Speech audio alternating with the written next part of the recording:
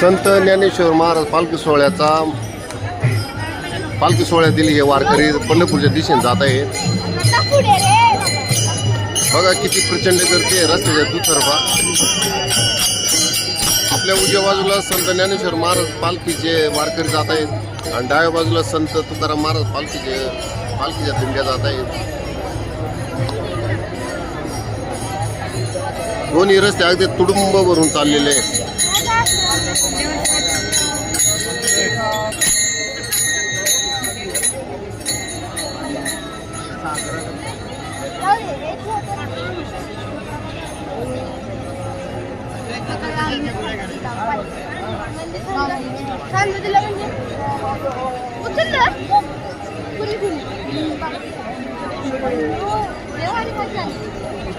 जोड होती.